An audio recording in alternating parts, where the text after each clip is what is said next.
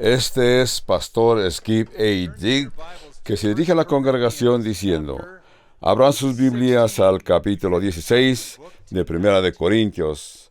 Hoy concluiremos este libro de Primera de Corintios. Lo vamos a intentar, sí. Alguien ha dicho que estas son palabras muy famosas que se han oído en el pasado. Bueno, yo les perdono, pero ustedes me conocen. Estamos hoy en el estudio número 20 de Primera de Corintios. Como ustedes recordarán, nos detuvimos un poco cuando venimos a tratar de los dones espirituales, los dones pneumaticoi, esos capítulos 12, 13 y 14. Nos concentramos un poquito más, pero hoy vamos a concluir el libro de Primera de Corintios en el estudio de esta tarde. Padre, gracias por tu palabra. Te pedimos que esta palabra sea como agua a tierra árida, que no solamente aprendamos lecciones y recibamos información, sino que tu Espíritu Santo nos va a proveer la verdadera transformación. Que esa sea la verdad. Padre Santo, entra a nosotros para que podamos ayudar a extender tu reino.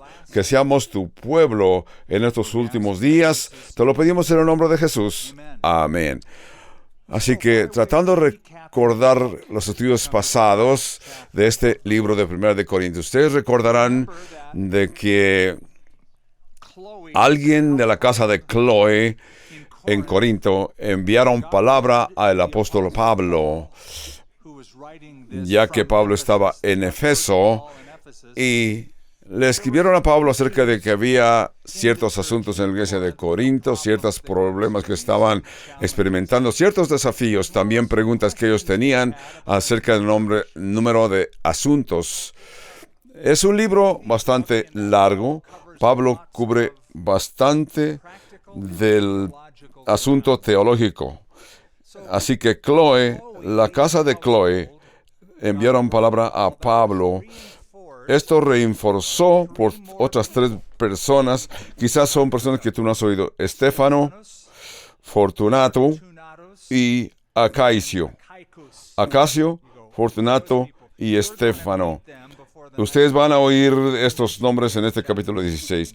Estos vinieron de Corinto probablemente para llevar la carta a Pablo o para informar a Pablo directamente de lo que querían que Pablo les ayudara. Ustedes recordarán el primer asunto en el programa de Pablo al escribir esta carta, tratar con las divisiones que estaban tomando lugar en la iglesia. Y se los explica en el capítulo 1 y capítulo 2. Pablo les habla de esta divisiones de su unidad congregacional. Porque unos decían: yo soy de Pablo, yo soy de Apolo. Otros decían: yo soy de Cefas. Otros decían: yo soy de Cristo. Así que Pablo trata con esos en capítulos 1 y 2. Después de esto, Pablo les habla de la inmadurez espiritual, porque les dice que no puedo hablarles como espirituales, sino como a gente carnal, como a niños en Cristo. Y les menciona varios problemas que deben de tratar, principalmente la inmadurez. Eso es capítulos 3 y 4. En el capítulo 5 y 6, Pablo les trata de la impureza sexual que estaba tomando lugar, a punto que había incesto en la iglesia. Algo que Pablo les mencionó, ni siquiera se tolera en el mundo incrédulo, pero ustedes lo han tolerado y hasta se felicitan los unos a los otros por el hecho de que ustedes son tan liberales en sus mentes. Llegan a tolerar esta gente que están viviendo estas actividades perversas.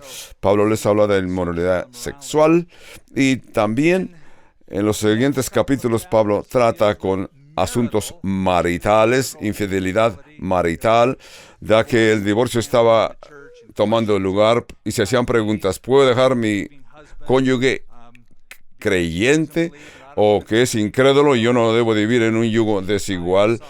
Ya que vi a alguien en la iglesia que se me antoja y me trata muy bien. Así que podía yo salirme de este compromiso que ya tengo. Al continuar el libro 1 de Corintios, Pablo les habla de los asuntos de libertad personal. Si puedo, ¿qué puedo hacer y qué no puedo? ¿Qué son los límites cuando llegamos a áreas grises? No en asuntos que están bien claros y en asuntos que están medios gris. Asuntos marginales. Pablo les habla de esto en el capítulo 8 de 1 de Corintios. Luego, Pablo, en algunos capítulos, les va a hablar de la espiritualidad imbalanceada. Porque había asuntos cuando venía la cena del Señor y la gente comenzaba a comer, se adelantaba a comer y consumían la comida y los verdaderos creyentes que venían a comer no alcanzaban. Pablo les reprende acerca de los dones espirituales. Así que estos capítulos 11, 12, 13 y 14, Pablo les habla de estas áreas. Luego, en el capítulo 15, este capítulo tan largo que debíamos de haberlo dividido en dos, pero decidimos tratar el capítulo 15. Pablo habla de la perplejidad doctrinal. Hacía preguntas acerca de la resurrección de Cristo, ciertas preguntas acerca de su resurrección física. ¿Cómo es que los muertos resistirán? ¿Con qué cuerpo vendrán? Eso nos llevó hasta el capítulo 16 que hemos llegado. Así que venimos de unas altas lecciones de perplejidad hacia la generosidad práctica. Lo que me gusta acerca de Pablo trata a su gente en una mano, les habla de lo profundo, o diríamos de las alturas de la doctrina de la resurrección de Cristo y de la glorificación de nuestro cuerpo físico, lo que es algo difícil de entender, que es físico. Inmediatamente Pablo, después de hablar, y comienza el capítulo 16, Pablo le dice: en cuanto a la ofrenda para los santos, haced vosotros también de la manera que ordené en las iglesias de Galacia. Pablo pasa de lo doctrinal a los asuntos prácticos. A veces que los cristianos somos acusados, tú lo has oído, de ser personas de una mente tan celestial que no servimos en la tierra. Supongo que alguna gente se comportan así. Yo siempre he creído que tengas una mente celestial, vas a ser más útil en los asuntos terrenales, porque estas personas que pensamos en el futuro, pero ciertamente el apóstol Pablo nunca puede ser acusado de que era tan celestial que no servía en los asuntos terrenales. Pablo es bien práctico cuando se trata de los asuntos terrenales. Pablo trata cosas del cielo, la glorificación de nuestro cuerpo y cómo debemos de comportarnos en la tierra, de ser ciudadanos modelos en la tierra. Luego Pablo comienza a hablar de asuntos prácticos. Esto me muestra a mí que nunca podemos separarnos del futuro de lo presente. Aún más, somos movidos por las verdades futuras, estas áreas que nos hablan de la vida futura. Esto nos anima y nos motiva a ser ciudadanos modelos. Parece ser que eso es lo que Pablo está tratando. Cuando leemos el capítulo 15, 1 de Corintios, para entrar en capítulo 16, hace un sentido perfecto. Si yo de veras creo en que yo tengo un futuro glorioso y mi cuerpo va a ser transformado a cierto punto en el futuro, y yo voy a estar en el cielo con el Señor para siempre y regresaré a esta tierra para disfrutar de este reinado de 1000 años en el reino milenial en un cuerpo glorificado. Esto me debe de animar, motivar para hacer como Jesús lo dijo cuando dijo: haceos tesoros en el cielo, donde la polilla y el orín no corrompen. Este es Mateo 6:20. Reconociendo nuestro glorioso futuro y de que entendemos una resurrección bíblica, ¿por qué quiero preparar cosas que no van a ir a llegarme al cielo? Así que nunca podemos separarnos de ese futuro tan práctico. Así que por eso es que Pablo es práctico al explicar y menciona lo que tenemos que hacer. Como Pablo lo ha mencionado varias veces y les continúa escribiéndoles, Pablo dice, les quiero explicar hoy, yo vendré a visitarlos y quiero asegurarme que ustedes ya están preparados con la ofrenda para la iglesia que está en Jerusalén. Quiero estar seguro que ustedes se van a reunir en esta ofrenda antes que yo llegue. Así que voy a llevar y yo viajaré con algunos de ustedes para llevar esta ofrenda a la iglesia en Jerusalén. Por eso quiero que se preparen por adelantado. ¿Por qué Pablo es que estaba tomando ofrenda? Porque en Jerusalén la iglesia estaba pasando tiempos difíciles. ¿Qué es lo que estaban experimentando? ¿Por qué estaban pasando por un periodo de pobreza? Por quizás dos razones o combinación de las dos. En primer lugar, habían experimentado una hambruna, una escasez. Ya lo hemos leído en el capítulo 11 de los Hechos. La iglesia, cuando comenzó a establecerse en Jerusalén, se movieron a Antioquía. Así que en el capítulo 11 de los Hechos se encuentran en Antioquía y un profeta llamado Ágabo se puso de pie en medio de todos los hermanos y profetizó. Este profeta Ágabo hizo una predicción que habría escaseces a través de en todo el mundo. Así que Ágabo dijo, todos deben de determinar de enviar ayuda de acuerdo a la habilidad de cada uno para la iglesia que está en Judea. Eso es Jerusalén. Así que, entendiendo que va a haber una escasez, va a haber una hambruna en esa parte del mundo donde está Jerusalén. ¿Por qué Jerusalén? Porque esa hambre se iba a experimentar por todo el mundo, principalmente en Jerusalén. La razón número 2, y yo creo que no hay una, pero estas dos razones, yo creo, de que casi todos los empleados en la ciudad de Jerusalén, a este periodo del tiempo, estaban conectados con las actividades del templo.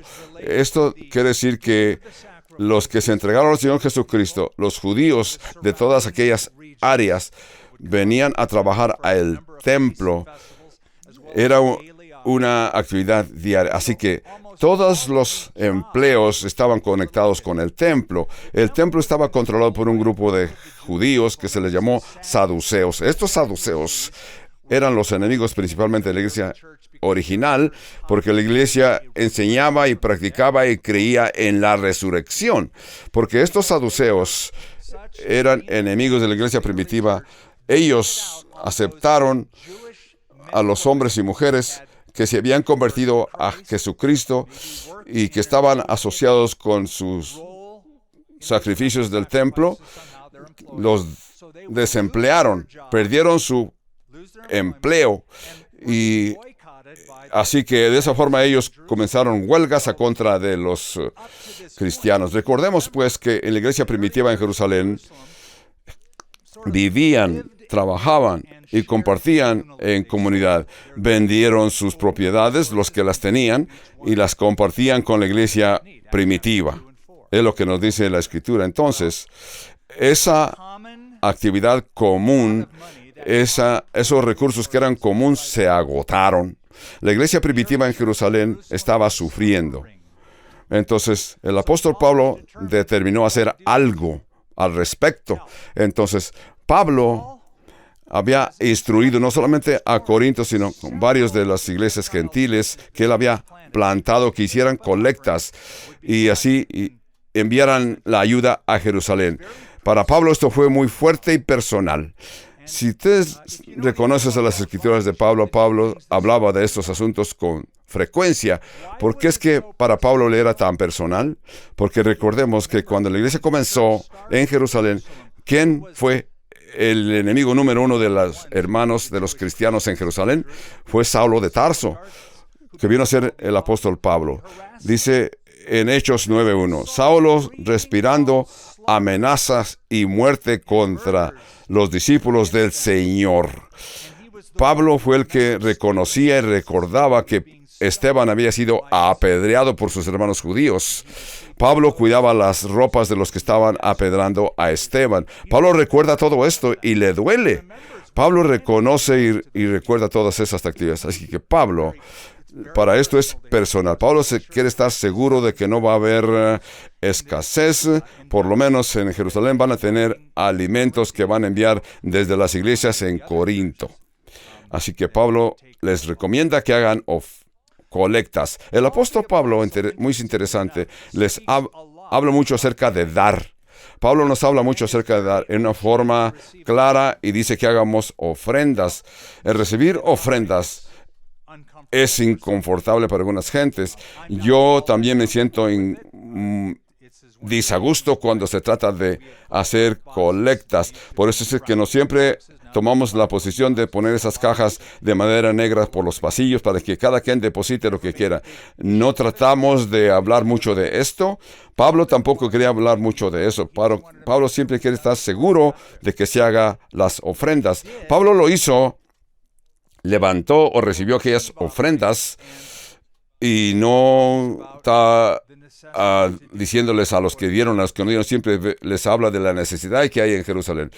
La relación de Pablo a nuestras finanzas o nuestra relación acerca de cómo distribuimos nuestras finanzas nos habla. Si tú pudieras examinar el libro de cheques de alguien, y no te recomiendo que lo hagas, pero si pudieras pasar el libro de cheques de una persona, puedes entender para dónde se está yendo el dinero de esta persona. Te vas a dar cuenta qué es lo que es importante para ti o para esta persona, qué son tus prioridades. Esto es vital. Jesús dijo, donde esté tu tesoro, allí estará también tu corazón. También. Martín Lutero dijo algo muy interesante, dijo, cuando una persona se convierte, son necesarias 3 conversiones: la conversión de su corazón, de su mente, la conversión de su bolsa de dinero, o su billetera, o su libro de cheques. Esa es la conversación, 3 conversiones. Estas 3 conversiones son necesarias para el cristiano. Así que Pablo está hablando a los convertidos que ya convirtieron su corazón, su mente, ahora que se conviertan con su bolsa de dinero. Pablo se asegura de que puedan compartir. Capítulo 16 y verso 1 de 1 de Corintios dice, en cuanto a la ofrenda para los santos, haced vosotros también de la manera que ordené en las iglesias de Galacia 2. Ustedes también deben de hacerlo. Las iglesias de la región de Galacia son iglesias como Iconio, Listra, Derbe, Antioquía. Todas estas ciudades en esa región de Galacia, todos son lugares donde Pablo viajó, donde Pablo hizo su primer viaje misionero. Pablo estableció iglesias en esa área. Ahora les llama que hagan ofrenda para enviar dinero dice, en cuanto a las ofrendas para los santos, haced vosotros también de la manera que ordené en las iglesias de Galacia. Cada primer día de la semana, cada uno de vosotros ponga aparte algo según haya prosperado, guardándolo para que cuando yo llegue no se recojan entonces ofrendas. Y cuando haya yo llegado, a quienes hubieren designado por carta o a estos, enviaré para que lleven vuestro donativo a Jerusalén. Entendamos lo que está pasando aquí. Casi siempre es la iglesia grande que soporta a las iglesias pequeñas o a las misiones. Les envían a alguien a aquella área para que envíen a la gente con esos recursos y así continúan espiritualmente y materialmente ayudando de la iglesia mayor a la iglesia chicas. Pero hoy lo que estamos leyendo le vamos a llamar misiones al revés. No son la iglesia que estaban establecidas fuertemente las que están enviando ayuda, porque ellos son los que ahora están enviando la ayuda a la iglesia mayor. La iglesia en Jerusalén necesita ayuda financiera. Así que los gentiles ahora van a estar ayudando a sus hermanos judíos en Jerusalén. Esto de veras no nos debe de sorprender. Cuando Pablo escribió el libro Romanos capítulo 15 y menciona esta misma ofrenda y les presenta la explicación a los gentiles, no a los, si como participantes de la gente judía, de la herencia espiritual, Así, ¿por qué no podemos ministrar a los judíos con nuestras cosas materiales? Esto hace sentido. Si nosotros somos herederos de las bendiciones espirituales, tenemos que compartir de lo material que poseemos. Y Jesús también lo dijo a la mujer de Samaria: la salvación viene de los judíos. La salvación es de los judíos. Juan 4:22. Jesús fue judío, fue crucificado en el pueblo de los judíos, así que la iglesia primitiva comenzó y ahora necesitan ayuda de las gentes que no viven en las áreas judíos. Entonces, en el verso 2, Pablo les explica cómo deben de hacerlo. Esta pregunta me han dirigido muchas veces. La gente me pregunta, ¿qué dice la Biblia acerca de los diezmos? ¿Qué tanto debo de diezmir? Pablo nunca mencionó diezmos. Pablo nunca usó el término diezmos. ¿Por qué? Porque el diezmo no es un concepto del Nuevo Testamento. El diezmo es un concepto del Antiguo Testamento. Diezmar quiere decir 10%. En el Antiguo Testamento, los creyentes, muchos cristianos no lo entienden. Me preguntan, ¿debo de dar 10%? De veras, si tú vas a sumarizar todo, los judíos no solamente daban 10, sino daban 30% para el Señor. Entonces, cuando la gente dice, Skip, debes de hablarnos de los diezmos, yo pienso, de veras no quieres oír de los diezmos, porque en el Antiguo Testamento los judíos daban 10%, a través del año continuaban contribuyendo hasta que llegaban a un 30%. Les menciono que el diezmo es un concepto del Antiguo Testamento, de veras comenzó antes de la ley, cuando Abraham presentó los diezmos a Melquisedec en el libro del Génesis. Y esto después se escribió la ley. Así, cuando se trata del Nuevo Testamento, es diferente. Si ustedes pueden comenzar con 10%, que es lo que yo hago con mi familia, comenzamos con el 10%. Luego, después del 10%, hay ciertas necesidades especiales que tenemos que compartir porque queremos ser parte. Pero las reglas del Nuevo Testamento dicen que todo hombre debe de dar lo que ha propuesto en su corazón. 2 Corintios 9. 2 Corintios 9:6. Dice, os digo que el que siembra escasamente, también segará escasamente, y el que siembra generosamente, generosamente también segará. Cada uno dé como propuso en su corazón, no con tristeza ni por necesidad, porque Dios ama al dador alegre. De veras, si llegas a pensar, si no quieres dar de tu dinero, es mejor que te lo guardes, porque Dios ama al dador alegre. Debes de compartir con alegría. Jesús lo dijo, es bienaventurado, es más bienaventurado y bendecido el que da que el que recibe. Palabras del Señor. Dios ama al dador alegre. Entonces, nos dice cómo hacerlo.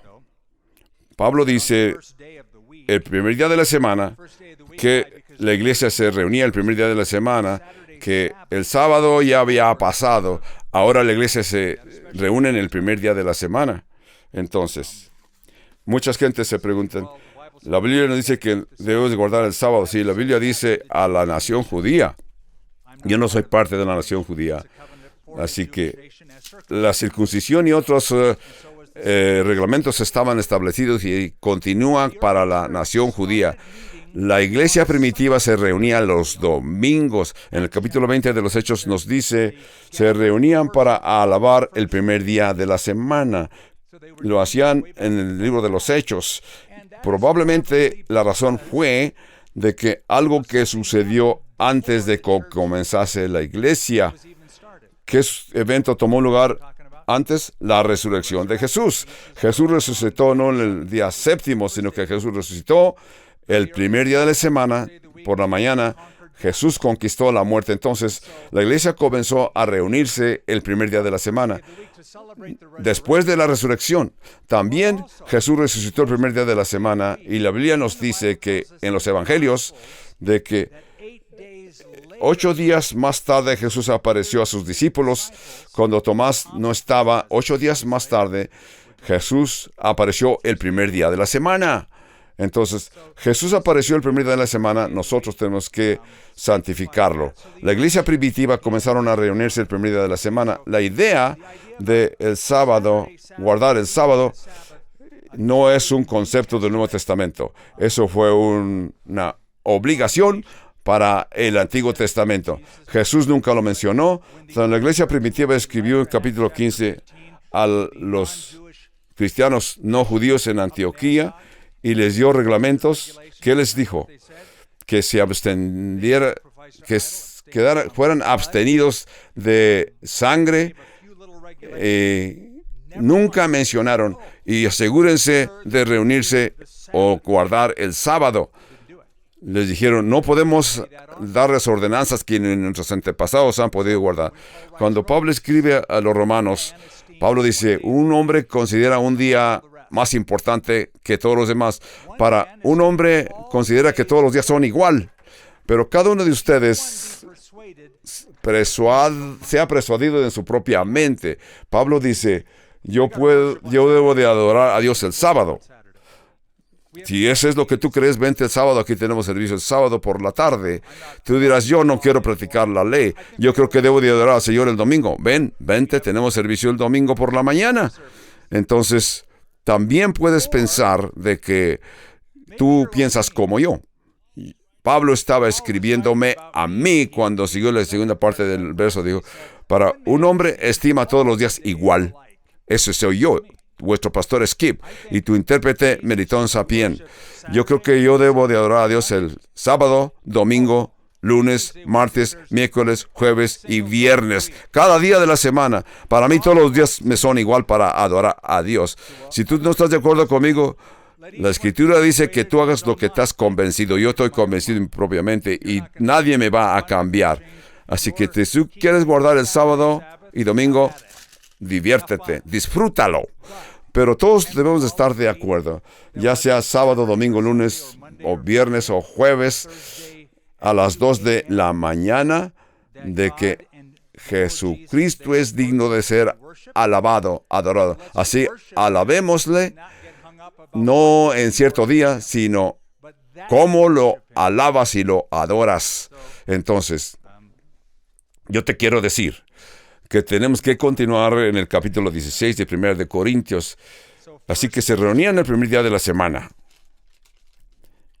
Notemos en el verso 12, dice, según haya prosperado, guardándolo para que cuando yo llegue no se hagan o se recojan entonces ofrenda. Así que el rico, el pobre, el esclavo, los libres, todos deben de participar a como puedan, como dice aquí, según hayas prosperado durante la semana. Y debes de darlo en proporción a lo que recogiste, lo que pudiste recoger durante los 6 días de la semana, de acuerdo como cada uno haya prosperado. Guardadlo para que cuando yo llegue no se hagan o se recojan entonces ofrendas. Entonces, esto ha causado dolores de cabeza para muchos en la iglesia, para los dirigentes de la iglesia. Así que todo se debe de hacer en orden. Pablo dice, cuando yo regrese, como dice, cuando haya llegado a quien hubieren designado por carta, a estos enviaré para que lleven vuestro donativo a Jerusalén. Notemos, y si fuere propio que yo también vaya, ellos irán conmigo. Pablo no dice, asegúrense que hagan un sobre grande y le pongan mi nombre. Pablo está diciendo, yo ni siquiera voy a tocar ese dinero, sino que los que ustedes han designado, los que son responsables, estos son los que van a llevar vuestra donación. Y si es necesario que yo vaya, yo iré también. Pablo fue a Jerusalén, fue arrestado en Jerusalén, y de ahí, entonces, Pablo no se avergüenza a hablar de las finanzas, no se avergüenza de recoger colectas. ¿Por qué? Pablo nunca pidió dinero para sí mismo. Nunca. Pablo nunca dijo, de veras yo estoy sufriendo por falta de dinero, y si ustedes me pueden ayudar en la presencia del Señor, si ustedes tienen esa fe, escríbanme, envíenme los sobres con el nombre de apóstol Pablo. Es todo lo que necesitan, mi nombre en el sobre. Pablo nunca pidió dinero para sí mismo. Pablo no tuvo problema en pedir dinero para los demás, para las necesidades de los demás. Cuando escribió a los filipenses, les dijo, estoy agradecido que ustedes han enviado recursos para mí. Filipenses 4:16. Pablo dice, pues aún a Tesalónica me enviasteis aún otra vez para mis necesidades. No es que busque dádivas, sino que busco fruto que abunde en vuestra cuenta. Pablo está diciendo, porque yo vendré a ustedes, pasaré por Macedonia, pero quizás me quedo en el verso 17, porque no quiero ver ahora de paso, pues espero estar con vosotros algún tiempo en el Señor, si el Señor lo permite. Yo estoy ansioso esperando reunirme con Pablo. Vamos a tener pláticas fascinantes. Pablo simplemente vivió 58 años y fue decapitado, porque de otra manera Pablo hubiera continuado, hubiera seguido.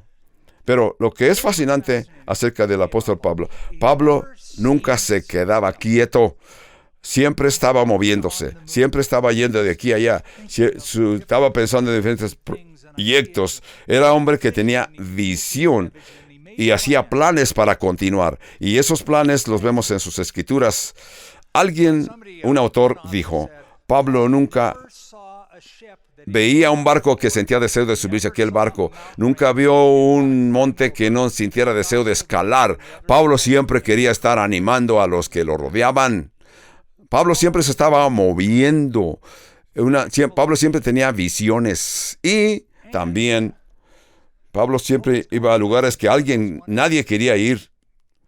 Siempre iba a lugares donde nadie mencionaba. Yo pienso acerca de Pablo. Le voy a llamar una persona que se movía como en la película Star Trek. Esa misión Star Trek. ¿Por qué le llamo Star Trek? Sí, porque Pablo quería ir siempre a donde ningún hombre había ido antes. Pablo quería ir con todo valor, con todo denuedo, a lugares donde había oposiciones. Pablo disfrutaba de enseñar a los que se oponían. Pablo no temía confrontarse con nadie. Por eso lo fue decapitado. Pablo dice, voy a ir a Macedonia. Y voy a ir por Macedonia a Corinto. Iré a Corinto. Eventualmente Pablo va a ir a Macedonia. No es que con esto en mente, veamos. A que vosotros, verso 7, porque no quiero veros ahora de paso, pues espero estar con vosotros algún tiempo, si el Señor lo permite. Veamos cómo dice aquí, si el Señor lo permite. Entonces, veamos el balance que Pablo habla, una forma tan práctica. Pablo no tenía problemas con hacer planes, pero Pablo siempre se asegura de que si está bajo la voluntad de Dios. Él dice, voy a venir, iré a vosotros, pero si el Señor me lo permite. En verso 7, Pablo era bien práctico cuando se trataba de sus viajes, pero también Pablo era flexible. Si tú eres este tipo de persona que eres flexible, así que tú haces planes, qué bien, te felicito, es bueno hacer planes, pero también te puedo decir que tus planes Dios los puede cambiar.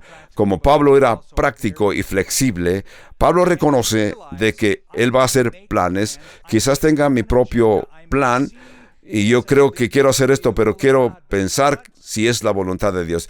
Quizás sea o no sea la voluntad de Dios, porque Pablo creía, voy a escribir mis planes, pero Dios tiene derecho de cambiar mis planes cuando Él lo decida. Quizás Dios tiene algo bien diferente para mí. Yo voy a escribir mis planes en mis tabletas, en mi libro, pero Dios me los puede cambiar. Así que yo le voy a dar al Señor el lugar. Yo voy a escribirlo a dónde quiero ir, a quién quiero ver, con quién quiero estar, a la casa de quién quiero llegar, pero siempre, si es que Dios me lo permite. Así caminaba el apóstol Pablo, así. Nosotros tenemos que caminar así, pensando que si Dios nos lo permite. Santiago dice en el capítulo 4, dice, ustedes que dicen, hoy y mañana voy a cierto pueblo, cierta ciudad, y me voy a quedar un año allí, voy a negociar, voy a tener ganancias, pero no sabes de veras lo que sucederá mañana, porque ¿qué es tu vida? Tu vida es como un vapor que aparece por un periodo de tiempo y luego desaparece, se deshace. Al contrario, debes decir, yo iré y negociaré si el Señor me lo permite, y haré esto, aquello. Yo no sé si el Señor me permite vivir mañana, menos pensar que voy a hacer este negocio, aquel negocio. Si es la voluntad de Dios, qué bueno, me gozo y disfruto. Pero algunos de ustedes no estarán vivos mañana. Tú me estás escuchando y a lo mejor mañana ya no vas a escuchar nada, pero sí estarás en el cielo. Haz tus planes hoy. Dale espacio al Señor, porque si no, el Señor como quiera te va a detener si es que Él así lo desea. Así que sé flexible, sé práctico y sé flexible. Otra vez. Una vez estaba en una conferencia de pastores, era una sección de preguntas y respuestas. Alguien me hizo preguntas acerca de mis planes, de mis programas diarios, y me preguntaron, ¿cómo puedes continuar sin que te vengan distracciones? Yo pensé, bueno, es una buena pregunta, pero no siempre es posible guardar mis planes, porque a veces vienen distracciones, principalmente cuando vienen del Señor.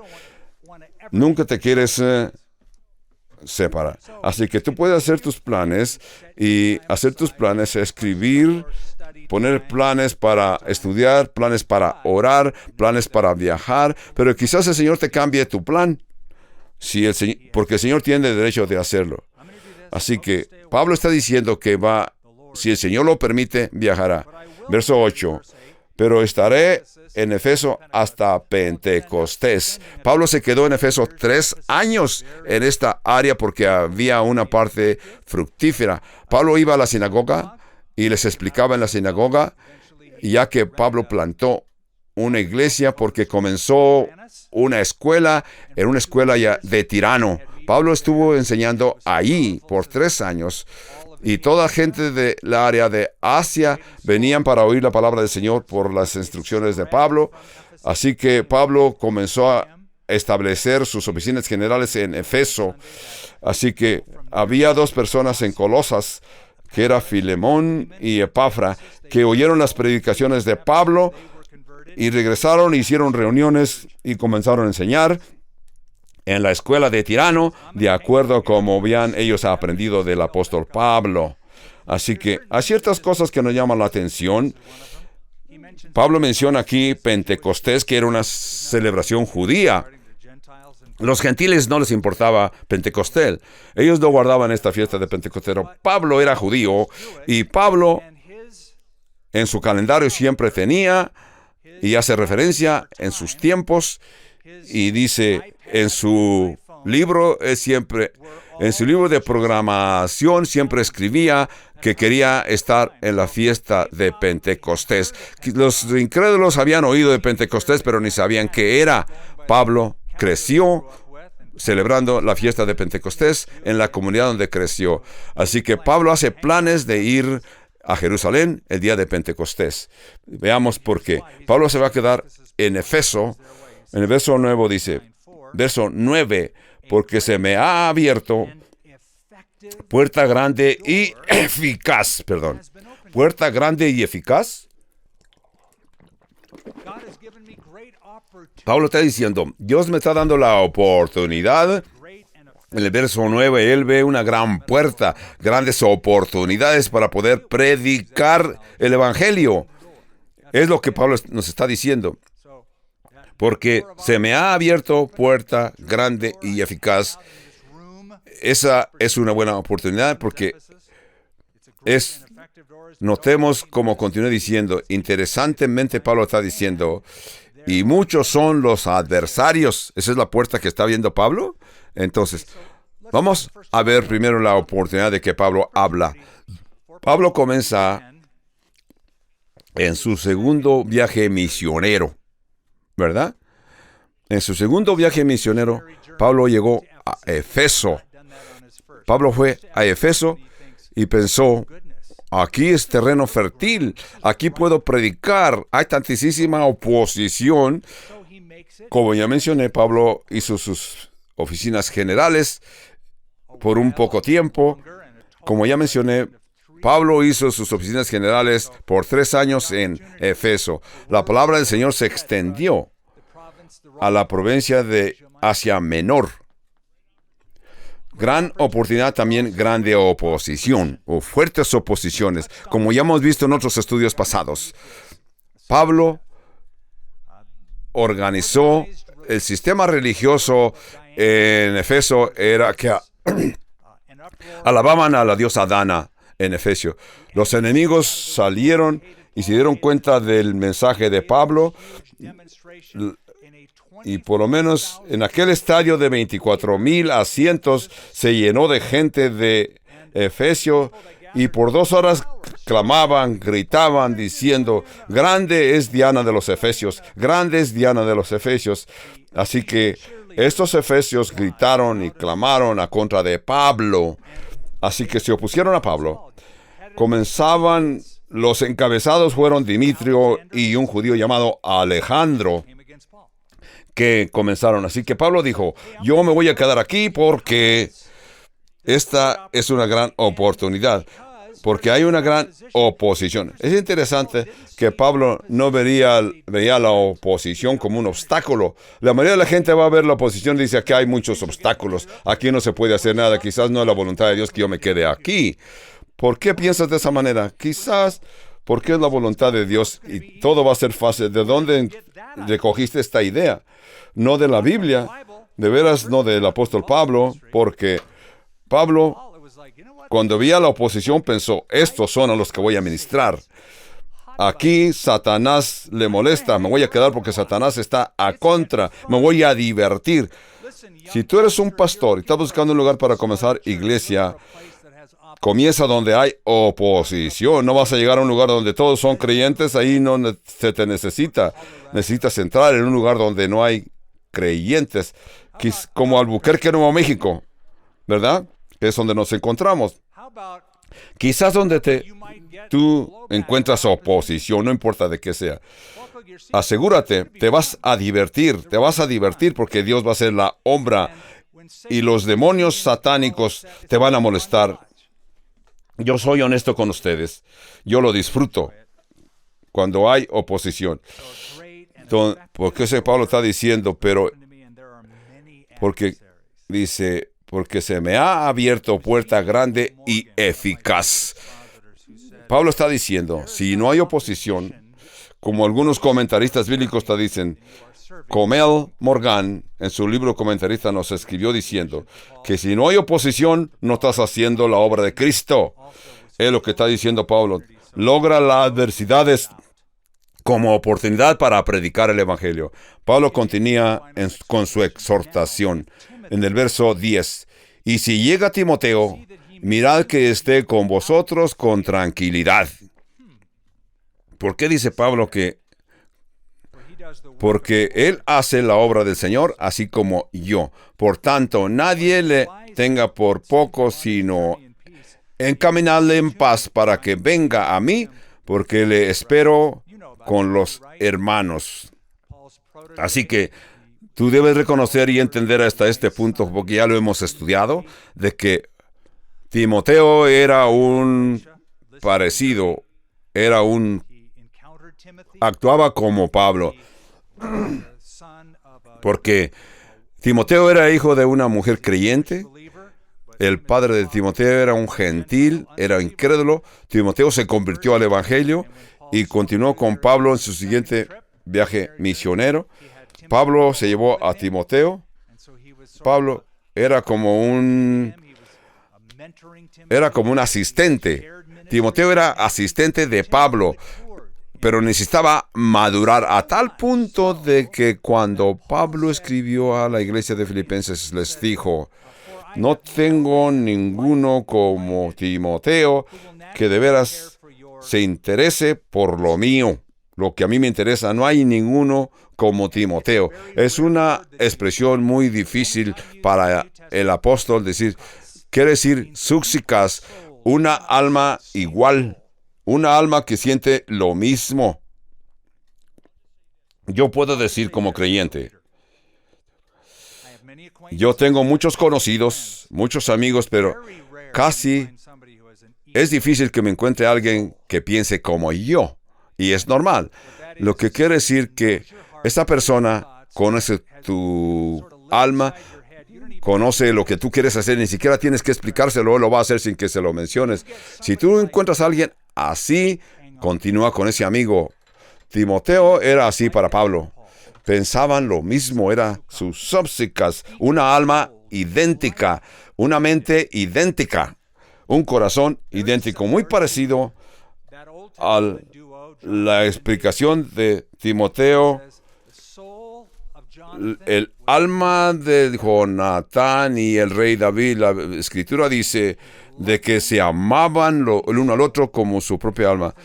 Cuando Jonatán le dijo a David, yo sé que el Señor te ha escogido para que seas el rey. Yo, Jonatán, el hijo del rey, debía de ser el que sigue de rey al rey Saúl. Pero Jonatán reconoce y le testifica al rey David, tú serás el rey. Así que Jonatán fue para el rey David lo que fue Timoteo para el apóstol Pablo. Porque es que yo creo que Timoteo amaba a Pablo a tal punto que aprendía de Pablo, actuaba como Pablo. Así que Timoteo era una figura robusta de lo que era el apóstol Pablo. Así que con todo esto podemos ver que Timoteo puede haber sido un joven tímido. Por eso, en 1 de Timoteo, capítulo 4,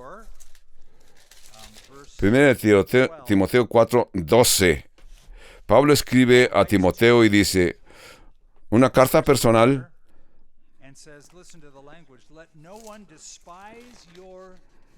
Primera Timoteo 4:12. Ninguno tenga en poco tu juventud, sino sé ejemplo de los creyentes en palabra, conducta, amor, espíritu y pureza. Que nadie te desprecie porque eres un joven. Timoteo era como de 30 años de edad. Así que no era que era un adolescente, ya había pasado de 20, era como de 30 años, pero en aquellas culturas antiguas, de veras, la persona no se le respetaba como anciano hasta que llegaba como a la edad de 40 años. Y Timoteo estaba en sus 30, quizás tenía un rostro de niño, se veía como estaba en sus 20, y por eso es que no podía parecerse en autoridad como el apóstol Pablo. Pero entonces, Pablo se le recomienda, no permitas que nadie te desprecie, sino que sé ejemplo a los demás. Esto manda y enseña. En 2 de Timoteo, Pablo continúa a este pensamiento. 2 de Timoteo 1:6. Por lo cual te aconsejo que avives el fuego del don de Dios que está en ti por la imposición de mis manos. Porque no nos ha dado Dios un espíritu de cobardía, sino de poder, de amor y de dominio propio. A ese tiempo, en Efeso, donde Pablo estaba, pero yo creo que para ese tiempo la persecución había aumentado en esa parte del mundo. Así que, como vemos, Timoteo por naturaleza era tímido y estaba experimentando oposición, y quizás por eso es que Pablo se asegura de animarlo y dice, por lo cual te aconsejo que avivas el fuego del don de Dios que está en ti por la imposición de mis manos, por tanto, no te avergüences de dar testimonio de nuestro Señor, porque Dios no nos ha dado un espíritu de cobardía. No te avergüences de dar testimonio de nuestro Señor y de mí, preso suyo, sino participa de las aflicciones por el Evangelio según el poder de Dios. Es lo que está diciendo. Timoteo reconoce y entiende que su jefe está encarcelado, y los que sepan que Pablo está encarcelado le van a reclamar a Timoteo, es lo que presiente. las cosas que oíste de mí entre muchos, pero ahora ha sido manifestado. Dios que nos salvó, nos llamó con el llamamiento santo. Así que Timoteo quizás se siente con dudas si seguir o no. Hace sentido de que desde Efeso, Pablo escribe a los Corintios, cuando venga Timoteo, cuídenlo, que no se sienta tímido. Denle valor, aconséjenlo, que no sienta temor, que sepa que está bajo la voluntad y protección de Dios.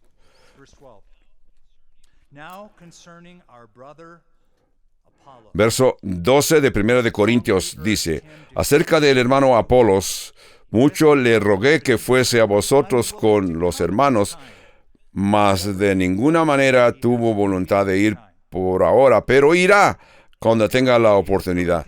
Aparentemente, los corintios continuaron comunicando con Pablo a través de la casa de Chloe. Así que ellos esperan que Apolo regrese a Corinto. Recordemos que Apolo fue un hombre judío, un convertido a Cristo, que era de Alejandría, Egipto. Fue a Corinto y en Corinto se encontró con Pablo. Primero se había encontrado con Aquila y Priscila y Aquilas oyeron a Apolos y se dieron cuenta que tenía un don increíble para ser predicador. Era persuasivo, decidido, conocía la palabra solamente hasta el punto del bautismo del apóstol Juan. No había oído la historia del Evangelio. Por eso es que ellos lo instruyeron en las cosas que debía de entender. Apolo estuvo en Corinto. Apolo fue a Efeso. Se encontró con el apóstol Pablo. El apóstol Pablo lo instruyó. Y Apolo le contestó, ¿ahora dónde voy a ir? Más tarde iré. Quizás iré a Corinto, pero por este momento me voy a detener un poco. Lo que me gusta de esto, que Pablo no dice, entonces, él no quiso ir, pero como quiera lo voy a ordenar. Yo soy el apóstol que le doy órdenes y él tiene que acatar a mis órdenes, ¿no? Pablo simplemente dice que por este momento no quiere ir, pero irá después. Pablo no forzó a la persona, ni forzó el asunto. Eso es lo que es un dirigente como Pablo, sino que permite la libertad a cada quien que haga sus propias decisiones. Pablo ahora dice en el verso 13, velad, estad firmes en la fe, portaos varonilmente y esforzaos.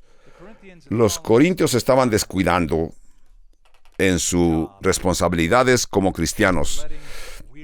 En su iglesia estaban tomando lugar cosas raras, cosas difíciles, había inmoralidad sexual y nadie los reprendía, simplemente pensaban que era normal, que era natural. Por eso es que Pablo les está diciendo, velad, estad firmes en la fe, no se duerman, portaos varonilmente y esforzaos. El diablo nunca está ocupado para mecer la cuna de un santo que se está durmiendo. Al contrario, despierta, velad, estad firmes en la fe, portaos varonilmente y esforzaos. Todas vuestras cosas sean hechas con amor.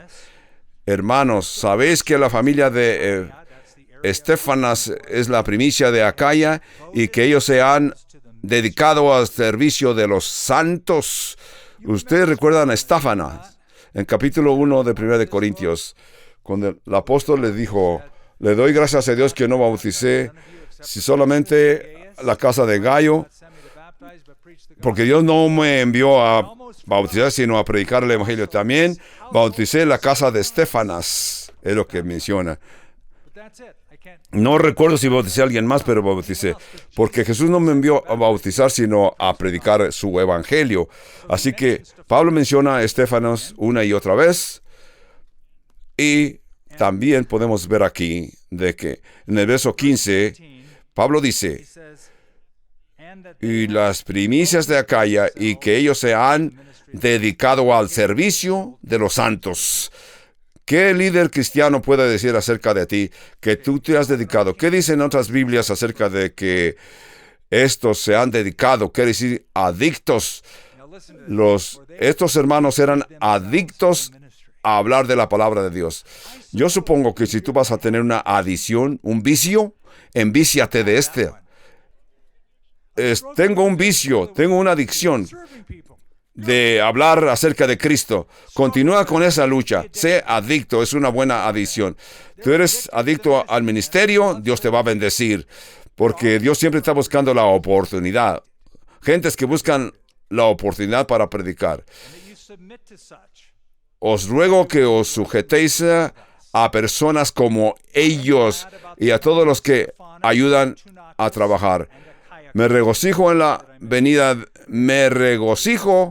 con la venida de Estéfanas, de Fortunato, de Acasio, pues ellos han suplido vuestra ausencia, porque confortaron mi espíritu y el vuestro. Reconoced pues a tales personas.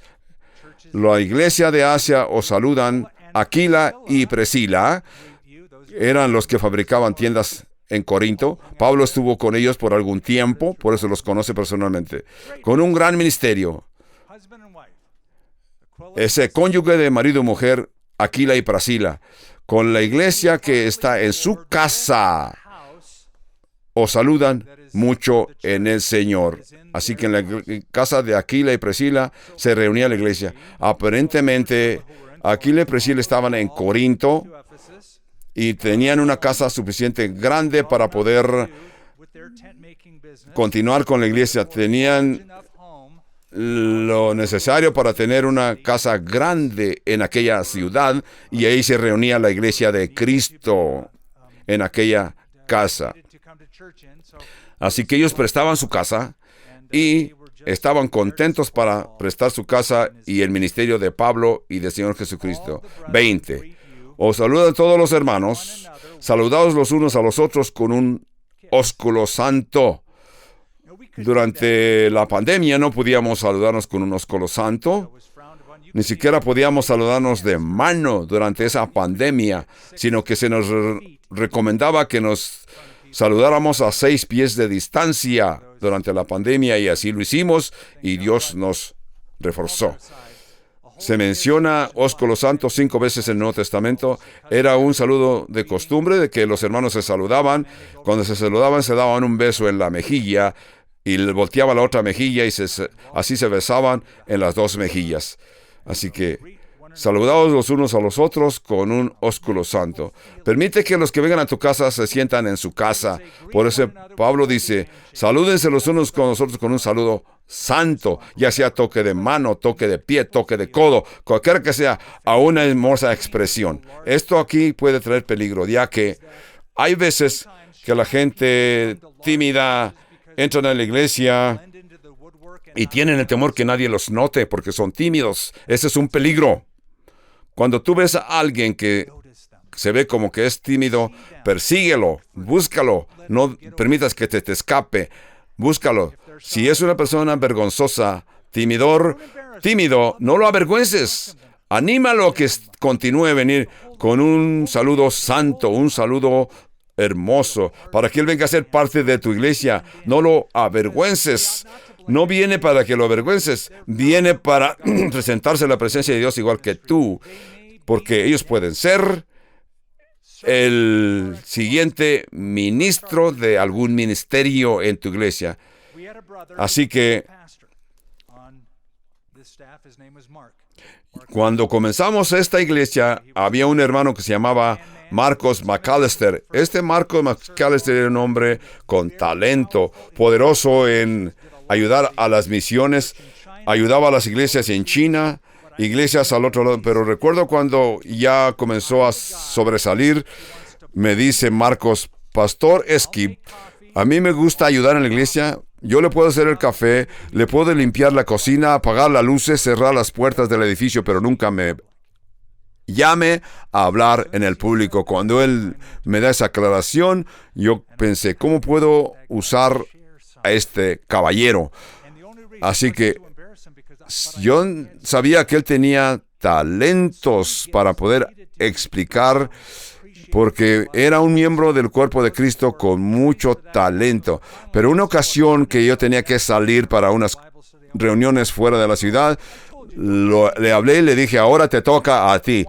El grupo es tuyo, tú lo vas a dirigir. Me dice, oh no, yo no puedo. Dije, es tuyo, tu grupo. Lo hizo en una forma poderosa. Marcos McAllister continuó a los años que le siguieron, plantó iglesias en diferentes partes de los Estados Unidos, ayudó a las misiones y organizaciones misioneras que salían de nuestra nación a otros países. Entonces, no permitas que una persona se te escape, persíguelo, salúdelo con 21. Yo, Pablo, os escribo esta salutación de mi propia mano. Hasta este punto Pablo simplemente dictaba y el escribano escribía. El escriba escribía. En este caso Pablo está diciendo, ahora yo os escribo esta salutación de mi propia mano. El que no amare al Señor Jesucristo, que sea anatema. Pablo. Y el que no ame al Señor Jesucristo, sea anatema. Wow. Tú dirás, ¿eso es maligno? ¿Eso no se oye bien? ¿Eso no suena como cristiano? Que alguien sea anatema, ¿de veras es cristiano? Viene del Evangelio la voz del Señor Jesús a Timoteo. Juan 3:18 dice, porque el que no ha creído ya es condenado porque no creyó en el nombre del unigénito Hijo de Dios. Palabras de Jesús para Nicodemo. Quizás Pablo tenía esto en mente cuando escribe y dice, el que no amare al Señor Jesucristo sea anatema. El Señor viene. Los griegos enseñaban y creían que la palabra anatema debe seguir con maranata. Anatema era un saludo fuerte en griego que usaban los griegos, pero la palabra maranata era una palabra arameo que se entendía en aquella cultura. Maranata quiere decir ven Señor. Por eso es que utilizaban las dos palabras juntas en sus saludos. En la iglesia primitiva, si alguno otro se saludaba y decían, no querían que los incrédulos se mezclaran en este saludo, por eso ellos usaban el término maranata, diciéndose el uno al otro, el Señor viene, ven Señor Jesús. Así que por los años 1960 y 70, nosotros nos saludábamos semana tras semana, hasta teníamos calcomanías en los automóviles con la palabra maranata. Yo me gustaría que esas costumbres regresarían, que la gente usara el saludo maranata. Allá en mi iglesia, en los años 60 y 70, había una tienda de música donde usábamos el himno maranata, dando a entender, Señor Jesús, ven. Y Pablo continúa diciendo aquí, el Señor viene, la gracia del Señor Jesucristo esté con vosotros, mi amor en Cristo Jesús esté con todos vosotros. Amén. En el verso 22, Pablo dice, al Señor Jesucristo sea. El que no amare al Señor Jesucristo sea anatema. Es una descripción del que no es cristiano. El que no amare al Señor Jesucristo sea anatema. Así que uno dice, yo soy cristiano, y te pregunta, ¿de qué denominación eres? Tú dile, yo soy de la denominación que aman a Cristo Jesús. Simplemente diles esa palabra para que observes el cambio que hay en su rostro, y tú puedes continuar diciéndole, yo te amo y el Señor también, porque para ti es real, tú lo aceptas personal. Ya cuando están presumiendo de sus denominaciones, de qué denominación pertenecen y que tú tienes que pertenecer a su denominación. La descripción simple de un cristiano es una persona que ama a Cristo. Señor, te amamos, estamos agradecidos por estos hombres y mujeres que te aman en una forma única. Se han dedicado al servicio como se dedicó Pablo. Padre, los que sirven como Pablo, te pedimos que sean reconocidos, que los bendizcas así como tú bendeciste a Pablo, a Apolo y todos los demás que comenzaron la iglesia primitiva. Padre Santo, te amamos. Permite que podamos extender tu amor a nuestras familias, a nuestros vecinos, a nuestros prójimos, a los habitantes de nuestro estado, de nuestra nación, a los que nos están observando en la televisión, en la internet, en todo el mundo. Padre Santo, permite que su corazón sea transformado por tu amor. En el nombre de Jesucristo. Amén.